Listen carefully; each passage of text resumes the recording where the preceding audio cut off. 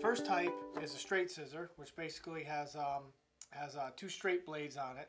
And the second type is a blending or thinning scissor, which has one straight blade and one blade with many teeth in it for thinning or blending. So those are the two types of scissors. Now we'll get into what the different sizes are for. You see a lot out here spread out in front of me on the table. I use two straight scissors and two thinning or blending scissors. So the first straight scissor I use is I like to use at least an 8 to an 8.5 inch longer scissor for my scissor over comb cutting.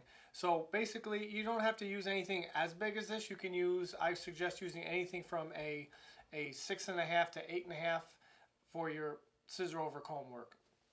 And the thing I like about it is the bigger the blade, because when you're cutting with the blade, you should only be cutting with the front third or the front half of the blade, so you can cover a lot more ground. So the less passes you have to make, the more accurate your haircut's adjustable clipper. And again, as I said before, adjustable means that the blade adjusts to different sizes. So we can close it all the way, getting a real close cut, or we can open it all the way, giving a longer cut. So I have two different types of adjustable clippers here.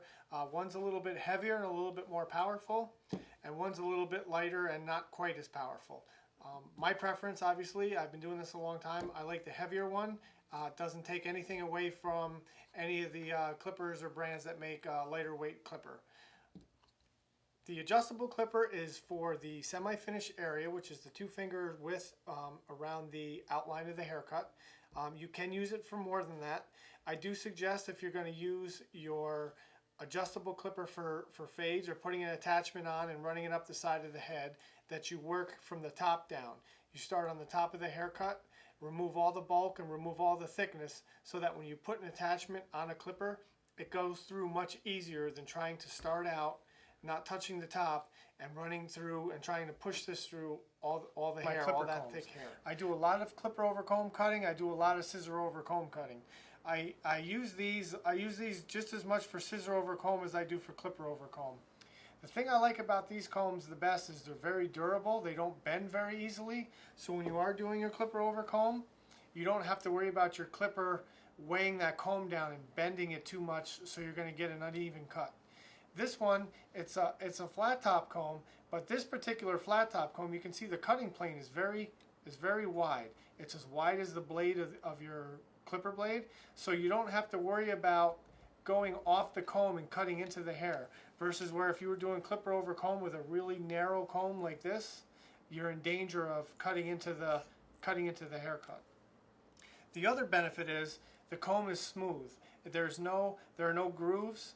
The teeth go right into the handle of the comb, so it slides across without any drag real easily. So this comb I use, obviously I use it for flat tops, but I use it for a lot of my clipper over comb cutting with thick hair. We're holding our fingers parallel to the contour of the head,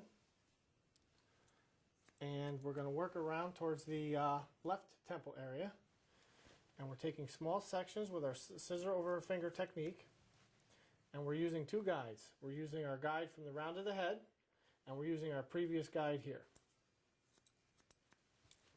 And we're only focusing on the section we're on. We're not worried about any of the previous sections or any of the sections coming after. We're going to do the same thing along the outline of the haircut. And this is going to leave a nice natural outline to the haircut. And this is about a 1-finger width around the outline of the haircut. And then as we're doing this, you can see the outline starting to take shape. And while you have your adjustable clipper in the open position, you can take it with your blade on skin technique and just slowly scoop the hair out around the edges. If you don't leave a line here, you don't have to blend it out. And now, since we already cut the top, we're going to be able to see the clipper blade at all times, and it's not going to get lost, and we're not in danger of going too high. So we left off here. You can see that guide here, and I want to leave off about an inch below that. So I leave myself an inch to blend it in.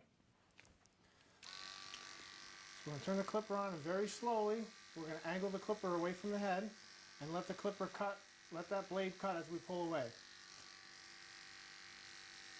So I'm going to say it a lot through the whole haircut. If you don't put a line in, you don't have to blend it out.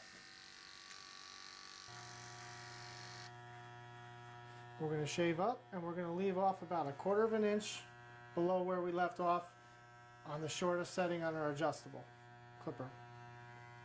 We're not going to go anywhere near our tapered hairline because we're going to make a line or a nick in it, and then we'll have to raise it up, and it should be right on the natural area there. A hairline should never be up. In this case, since the hair is growing from front to back, as you can see, we're going to start in the back and work to the front so it feeds into the comb easier. So we're going to start in the back. We're going to work on getting our center guide.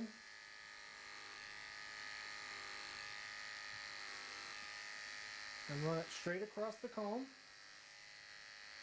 Taking very small sections. If you take sections that are too wide, you're going to wind up with a bunch of lines in the top. Okay, so we go all the way through. And then we comb the hair straight back. And I'm going to go through it twice just to make sure that we got it all. So I'm going to take the center section and go through the center section twice. We're going to use our scissor over comb technique, and we're going to take just the tip of the scissor, and we're going to just trim those down a little bit.